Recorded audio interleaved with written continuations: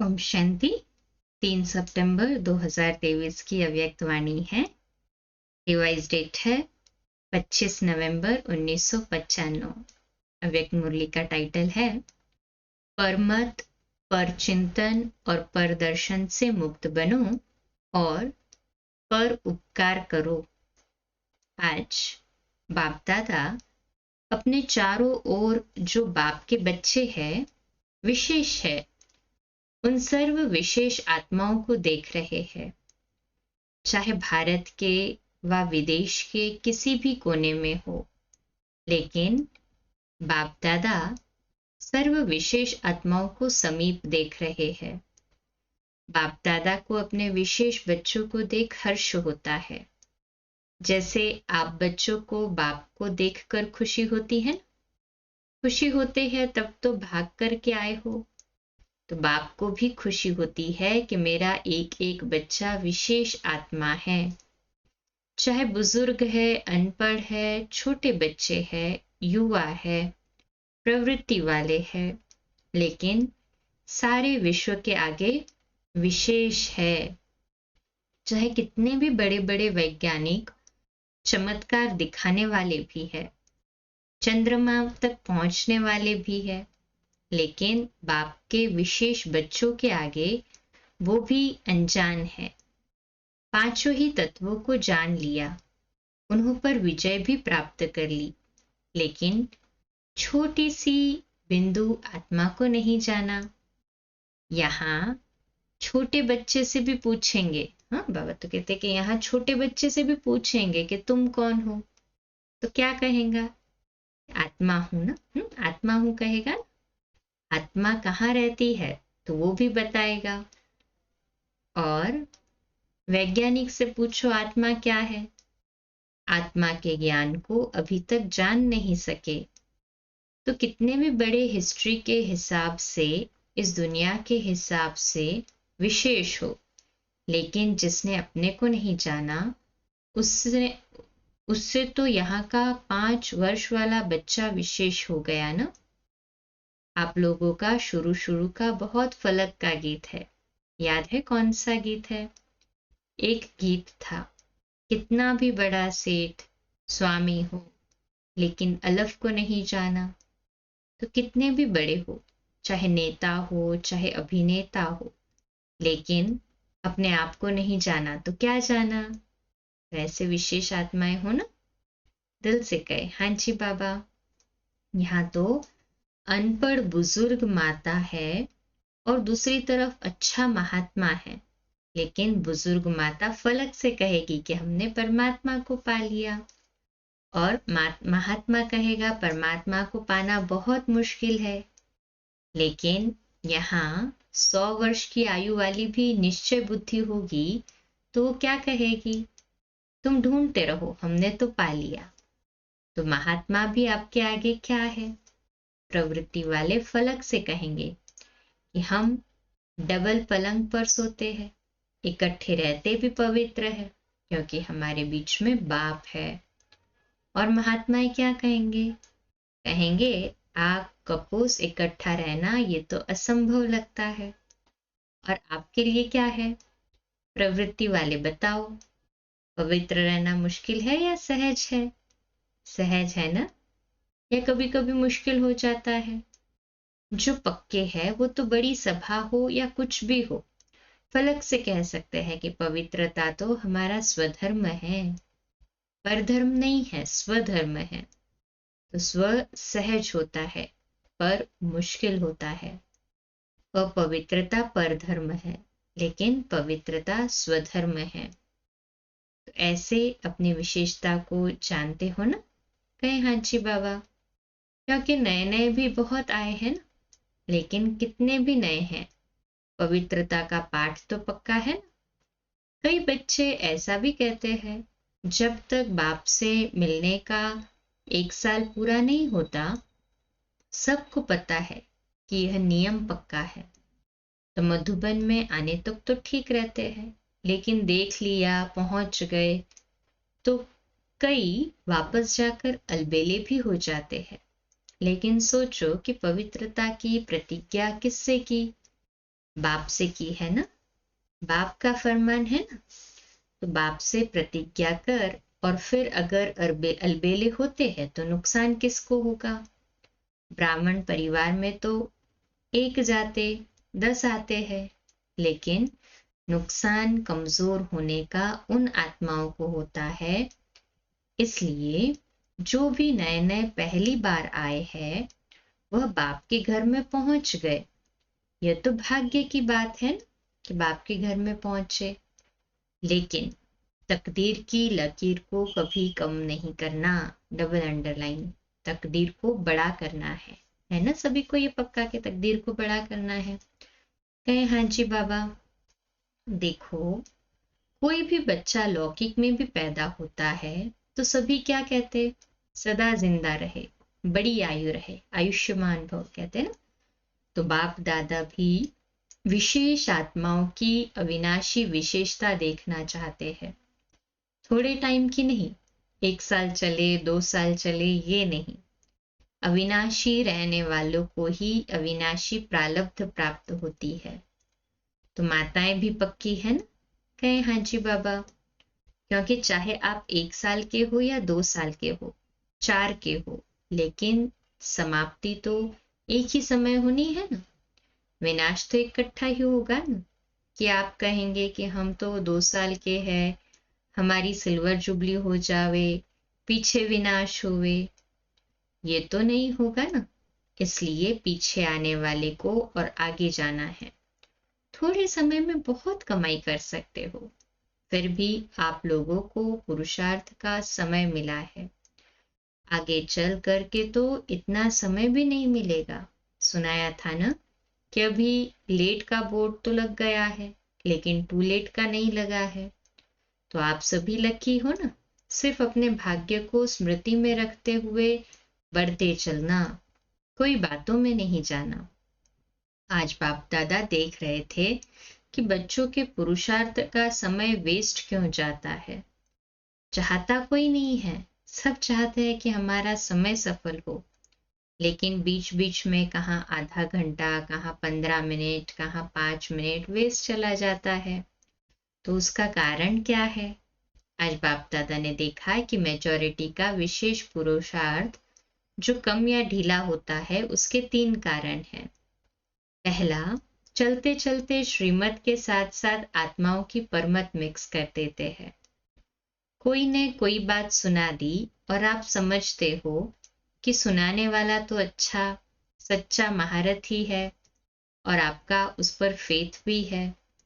जब ऐसी कोई आत्मा आपको कोई ऐसी बातें सुनाती है जिसमें इंटरेस्ट भी आता है, समाचार तो अच्छा है, जैसे संसार समाचार अच्छा लगता है ना, तो ब्राह्मण संसार समाचार भी अच्छा लगता है।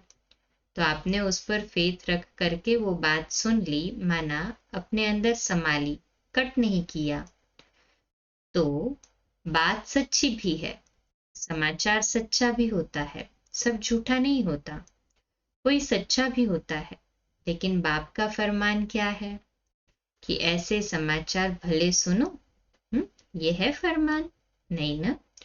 तो जिससे आपका कोई कनेक्शन नहीं है, सिर्फ दिलचस्प समाचार है, आप कर कुछ नहीं सकते, सिर्फ सुन लिया, तो वह समाचार बुद्धि में तो गया, टाइम वेस्ट तो हुआ ना, या नहीं हुआ ना।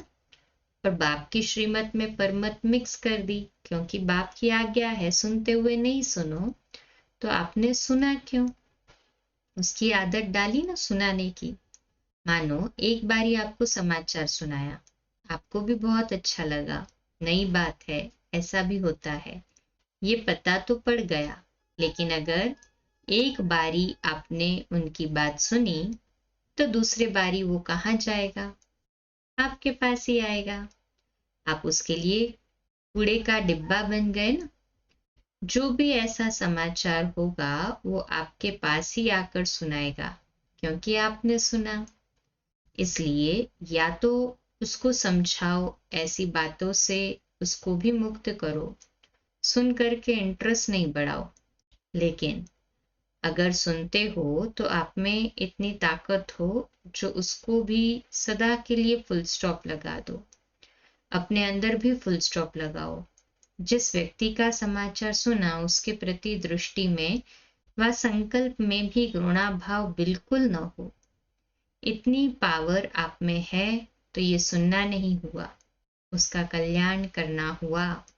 लेकिन रिजल्ट में देखा जाता है मेजॉरिटी थोड़ा थोड़ा किचड़ा इकट्ठा होते होते ये घृणा भाव या चाल चलन में अंतर आ जाता है। और कुछ भी नहीं होगा, और कुछ भी नहीं होगा ना, तो उस आत्मा के प्रति सेवा करने की भावना नहीं होगी, भारीपन होगा। इसको कहा जाता है श्रीमत में परमत मिलाना। समाचार तो बाप दादा भी सुनते हैं, लेकिन होता क्या है, मेजॉरिटी का भाव बदल जाता है, सुनाने में भी भाव बदल जाता है।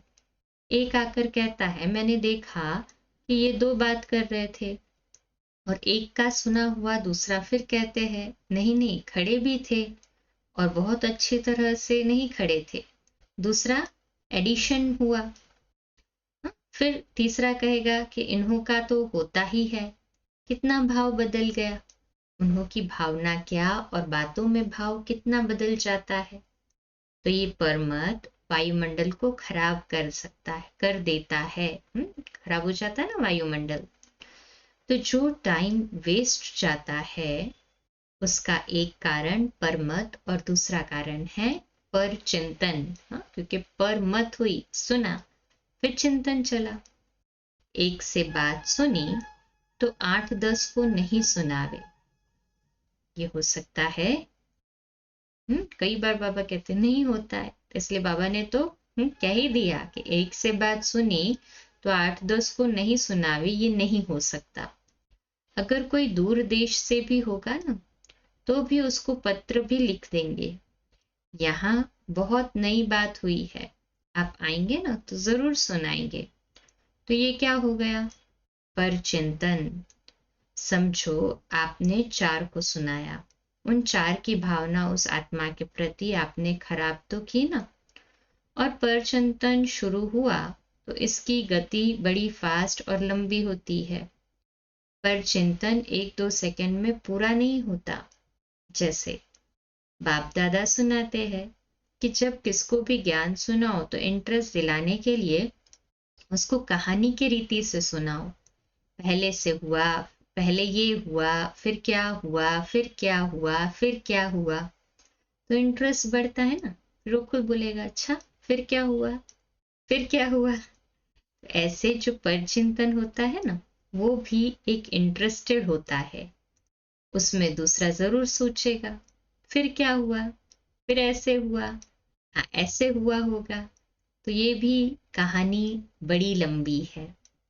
बाप दादा तो सबकी दिल की बातें सुनते भी है तो देखते भी है। कोई कितना भी छिपाने की कोशिश करे, सिर्फ बाप दादा कहाँ कहाँ लोक संग्रह का अर्थ खुला इशारा नहीं देते, बाकी जानते सब है, देखते सब है। सबके सामने बताते नहीं बाबा, इशारा नहीं देते, पर जानते और देखते तो सब है। कोई कितना भी कहे कि नहीं मैं तो कभी नहीं करता, बाप दादा के पास रजिस्टर है, कितने बार किया, क्या क्या किया, किस समय किया, कितनों से किया, ये सब रजिस्टर है। सिर्फ कहाँ कहाँ चुप रहना पड़ता है। तो दूसरी बात सुनाई पर चिंतन, उसका स्वचिंतन कभी नहीं चलेगा। कोई भी बात होगी पर चिंतन वाला अपनी गलती भी दूसरे पर लगाएगा, और पर चिंतन वाले बात बनाने में नंबर 1 होते हैं। पूरी अपनी गलती दूसरे के प्रति ऐसे सिद्ध करेंगे जो सुनने वाले बड़ों को भी चुप रहना पड़ता है। तो स्वचिंतन इसको नहीं कहा जाता है कि सिर्फ ज्ञान की पॉइंट्स रिपीट कर दी या ज्ञान की पॉइंट्स सुन ली, सुना दी, सिर्फ यही स्वचिंतन नहीं है। लेकिन स्वचिंतन अर्थात अपनी सूक्ष्म कमजोरियों को, अपनी छोटी छोटी गलतियों को चिंतन करके मिटाना, पर चिंतन करना, ये स्वचिंतन है। बाकी ज्ञान सुनना और सुनाना उसमें तो सभी होशियार है, वो ज्ञान का चिंतन है, मनन है। लेकिन स्वचिंतन का महीन अर्थ अपने प्रति है क्योंकि जब रिजल्ट निकलेंगी तो रिजल्ट में ये नहीं देखा जाएगा कि इसने ज्ञान का मनन अच्छा किया या सेवा में ज्ञान को अच्छा यूज किया। इस रिजल्ट के पहले स्वचिंतन और परिवर्तन। स्वचिंतन करने का अर्थ ही है परिवर्तन करना, डबल अंडरलाइन। तो जब फाइनल रिजल्ट होगी उसमें पहली मार्क्स प्रैक्टिकल धारणा स्वरूप को मिलेगी। जो धारणा स्वरूप होगा वो नेचुरल योगी तो होगा ही। अगर मार्क्स ज्यादा लेनी है तो पहले जो दूसरों को सुनाते हो, आजकल वैल्यूज पर जो भाषण करते हो, उसकी पहले स्वयं में चेकिंग करो, क्योंकि सेवा की 1 मार्क तो धारणा स्वरूप की 10 मार्क्स होती है। अगर अब ज्ञान नहीं दे सकते हो लेकिन अपनी धारणा से प्रभाव डालते हो तो आपको सेवा की मार्क्स जमा हो गई ना।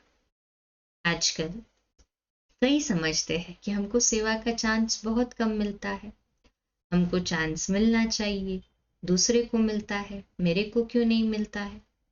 सेवा करना बहुत अच्छा है, क्योंकि अगर बुद्धि फ्री रहती है तो व्यर्थ बहुत चलता है। इसीलिए सेवा में बुद्धि बिजी रहे, ये साधन अच्छा है। सेवा का उमंग तो अच्छा ही है, लेकिन ड्रामा अनुसार या सरकमस्टांस अनुसार मानो आपको चांस नहीं मिला और आपकी अवस्था दूसरों की सेवा करने की बजाय अपनी ही गिरावट में आ जाए, या वो सेवा आपको हलचल में लाए, तो वो सेवा हुई क्या, है ना। उस सेवा का प्रत्यक्ष फल क्या मिलेगा। सच्ची सेवा, प्यार से सेवा, सभी की दुआओं से सेवा, उसका प्रत्यक्ष फल खुशी होती है। और अगर सेवा में फीलिंग आ गई तो यहाँ ब्राह्मण फीलिंग को क्या कहते हैं, फ्लू। फ्लू वाला क्या करता है, सो जाता है, खाना नहीं खाएगा, सो जाएगा। यहाँ भी फीलिंग आती है तो खाना छोड़ेगा या रूठ करके बैठ जाएगा, तो ये फ्लू हुआ। अगर आप धारणा स्वरूप हो, सच्चे सेवाधारी हो, स्वार्थी सेवा नहीं। एक होती है कल्याण के भावना की सेवा और दूसरी होती है स्वार्थ से। मेरा नाम आ जाएगा, मेरा अखबार में फोटो आ जाएगा, मेरा टीवी में आ जाएगा, मेरा ब्राह्मणों में नाम हो जाएगा, ब्राह्मणी बहुत आगे रखेगी, पूछेगी। ये सब भाव स्वार्थी सेवा के हैं, क्योंकि आजकल के हिसाब से, प्रत्यक्ष फल के हिसाब से अभी सेवा आपके पास आएगी। शुरू में स्थापना की बात दूसरी थी, लेकिन अभी आप सेवा के पिछाड़ी नहीं जाएंगे, आपके पास सेवा खुद चलकर आएगी। तो जो सच्चा सेवाधारी है, उस सेवाधारी को चलो और कोई सेवा नहीं मिली, लेकिन बाप दादा कहते हैं अपने चेहरे से, अपने चलन से सेवा करो। आपका चेहरा बाप का साक्षात्कार कराए, आपका चेहरा, आपकी चलन बाप की याद दिलावे। ये सेवा नंबर 1 है। ऐसे सेवाधारी जिनमें स्वार्थ भाव नहीं हो, ऐसे नहीं मुझे ही चांस मिले, मेरे को ही मिलना चाहिए, क्यों नहीं मिलता, मिलना चाहिए, ऐसे संकल्प को भी स्वार्थ कहा जाता है। चाहे ब्राह्मण परिवार में आपका नाम नामी ग्रामी नहीं है, सेवाधारी अच्छे हो, फिर भी आपका नाम नहीं है, लेकिन बाप के पास तो नाम है ना। जब बाप के दिल पर नाम है तो और क्या चाहिए। और सिर्फ बाप के दिल पर नहीं, लेकिन जब फाइनल में नंबर मिलेंगे तो आपका नंबर आगे होगा, क्योंकि बाप दादा हिसाब रखते हैं। आपको चांस नहीं मिला, आप राइट हैंड हो, लेकिन चांस नहीं मिला, तो वो भी नोट होता है। और मांग कर चांस लिया, वो किया तो सही, लेकिन वो भी मार्क्स कट होते हैं ना। मांग कर तो लेना ही नहीं ना चांस। ये धर्मराज का खाता कोई कम नहीं है, बहुत सूक्ष्म हिसाब किताब है। इसलिए निस्वार्थ सेवाधारी बनो। अपना स्वार्थ नहीं हो, कल्याण का स्वार्थ हो। यदि आपको चांस है और दूसरा समझता है कि हमको भी मिले तो बहुत अच्छा और योग्य भी है, तो अगर मानो आप अपना चांस उसको देते हो तो भी आपका शेयर उसमें जमा हो जाता है। कितनी सूक्ष्म बात है। चाहे आपने नहीं किया लेकिन किसको चांस दिया तो उसमें भी आपका शेयर जमा होता है, क्योंकि सच्चा डायमंड बनना है ना। तो हिसाब किताब भी समझ लो, ऐसे अलबेले नहीं चलो, ठीक है हो गया। बहुत सूक्ष्म में हिसाब किताब का चौपड़ा है, बाप को कुछ करना नहीं पड़ता है, ऑटोमेटिक है। कभी कभी बाप दादा बच्चों का चौपड़ा देखते हैं। तो पहली बात परमत और दूसरी बात है परचिंतन, और तीसरी बात है परदर्शन। परमत, परचिंतन और परदर्शन।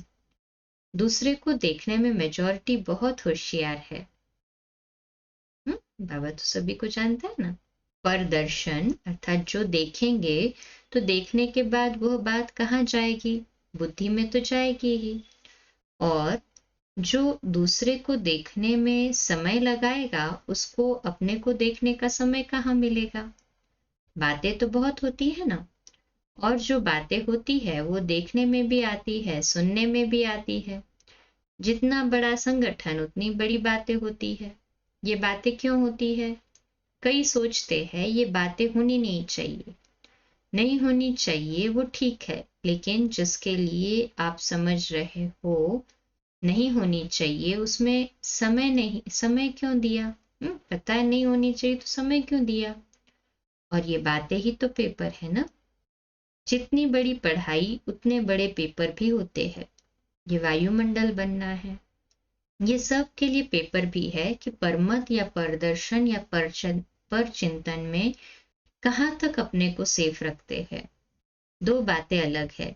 एक है जिम्मेवारी, जिसके कारण सुनना भी पड़ता है, देखना भी पड़ता है, तो उसमें कल्याण की भावना से सुनना और देखना जिम्मेवारी है, कल्याण की भावना है, वो ठीक है। लेकिन अपनी अवस्था को हलचल में लाकर देखना, सुनना या सोचना ये रॉन्ग है। अगर आप अपने को जिम्मेवार समझते हो तो जिम्मेवारी के पहले अपनी ब्रेक को पावरफुल बनाओ। जैसे पहाड़ी पर चढ़ते हैं तो पहले से ही सूचना देते हैं कि अपनी ब्रेक को ठीक चेक करो। तो जिम्मेवारी भी एक ऊंची स्थिति है।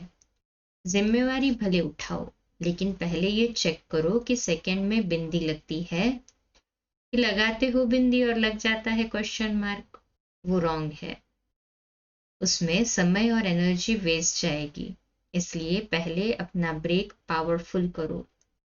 चलो, देखा सुना, जहां तक हो सका कल्याण किया और फुल स्टॉप।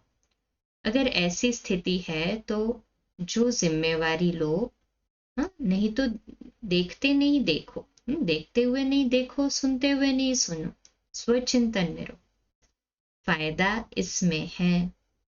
तो आज का पाठ क्या हुआ? परमत, परचिंतन और परदर्शन, इन तीन बातों से मुक्त बनो और एक बात धारण करो। वो एक बात है पर उपकारी बनो। तीन प्रकार की पर को खत्म करो और एक पर, अर्थात पर उपकारी बनो। बनना आएगा? कहे हाजी बाबा। तो किन बातों से मुक्त बनेंगे? माताएं क्या करेंगी? बच्चों के उपकारी या पर उपकारी? सर्व उपकारी है ना? कहे हाजी बाबा। सहज है या कठिन है? सहज लगता है ना? हाथ ऊपर करे। अच्छा, मुबारक हो। चारों तरफ के सर्व विशेष, हाँ, चारों तरफ के सर्व विश्व के विशेष आत्माओं को, सदा स्वचिंतन ज्ञान चिंतन करने वाले श्रेष्ठ आत्माओं को, सदा बाप के श्रेष्ठ मत पर हर संकल्प बोल और कर्म करने वाले समीप आत्माओं को, चारों ओर के डायमंड जुबली के लिए स्वयं को और सेवा को आगे बढ़ाने वाले ऐसे विशेष आत्माओं को बाप दादा का याद प्यार और नमस्ते। हम रूहानी बच्चों की रूहानी माता पिता बाप दादा को याद प्यार, गुड मॉर्निंग और नमस्ते। वाह बाबा वाह, शुक्रिया बाबा, शुक्रिया। आज का मीठा वरदान, महावीर बंद संजीवनी बूटी द्वारा मूर्छित को सुरजित करने वाले शक्तिवान भव। आज का स्वमान, मैं शक्तिवान आत्मा हूँ, मैं शक्तिवान आत्मा हूँ। विश्लेषण, जैसे सूर्य स्वयं शक्तिशाली है तो चारों ओर अपनी शक्ति से प्रकाश फैलाता है। ऐसे शक्तिवान बन अनेकों को संजीवनी बूटी देकर मूर्छित को सुरजित बनाने की सेवा करते रहो। तब कहेंगे महावीर, सदा स्मृति रखो कि हमें विजयी रहना है और सबको विजयी बनाना है। विजयी बनने का साधन है बिजी रहना। स्व कल्याण अथवा विश्व कल्याण के कार्य में बिजी रहो तो विघ्न विनाशक वायुमंडल बनता जाएगा। आज का स्लोगन, दिल सदा एक दिलाराम में लगी रहे, यही सच्ची तपस्या है। अच्छा, कम बोलो, धीरे बोलो, मीठा बोलो, सत्य बोलो, सोच समझकर बोलो। निमित्त भाव, निर्माण भाव, निर्मल वाणी। आज का नया दिन आप सभी को मुबारक हो, मुबारक हो, मुबारक हो। शुभ दिवस। आज रात्रि क्लास 8:45 बजे, कल सुबह अमृत वेला मेडिटेशन 3:30 से 4:30 और प्रातः मुरली क्लास 4:45 बजे। ओम शांति।